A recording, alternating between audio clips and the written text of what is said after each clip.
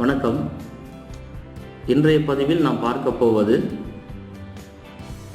தாயத்து செய்வது எப்படி என்பதை பற்றி. இதற்கு தேவைப்படும் பொருட்கள்: ஒரு தாயத்து குழல், ஒரு செப்பு தகடு, மை தீர்ந்த பேனா. இந்த தாயத்து குழல் அதுக்கு ஏற்றவாறு செப்பு தகட்டை நாம் முதலில் வெட்டி கொள்ள வேண்டும். இந்த அளவு பாருங்கள்.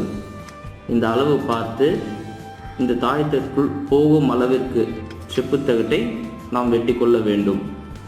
அதன் பிறகு இதற்கு எந்திர சாப நிவர்த்தி செய்த பிறகு எந்திரங்கள் வரைய வேண்டும். இப்பொழுது ஒரு எந்திரத்தை வரைந்து காட்டுகிறேன், பாருங்கள்.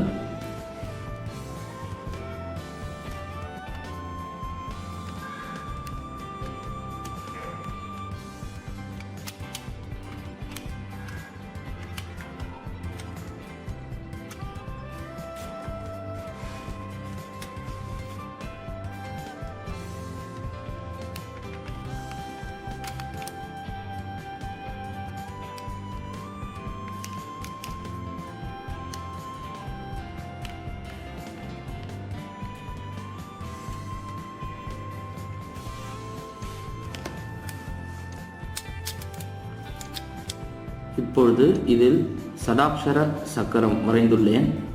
இதை தாயத்து குழலில் அடைத்து போட்டுக்கொண்டால் முருகனின் அருள் கிடைக்கும். இதற்கு நாம் அஷ்டகந்தம் தடவி இதற்குரிய மந்திரத்தை ஜபம் செய்த பிறகு தாயத்தில் அடைத்து போட வேண்டும். இவ்வாறு தான் எந்திர தாயத்துகள் தயார் செய்யப்படுகின்றன. இந்த தாயத்துகள் குறைந்தபட்சம் 5 வருடமாவது வேலை செய்யும். இப்பொழுது இந்த தாயத்து குழலில் தகட்டை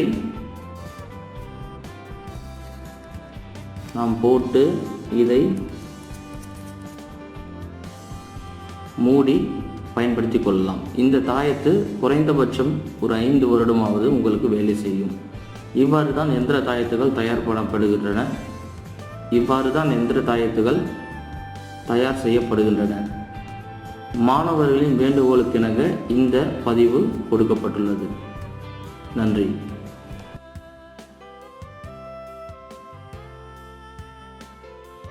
அனைத்து விதமான பண பிரச்சனைகளையும் தீர்க்கும் சக்தி வாய்ந்த பணவசிய தாந்திரிக புத்தகம் வெறும் 100 ரூபாய் மட்டுமே. வேண்டியவர்கள் வாட்ஸ்அப்பில் பெற்றுக்கொள்ளலாம். தொடர்புக்கு ஸ்கிரீனில் உள்ள நம்பருக்கு அழைக்கவும்.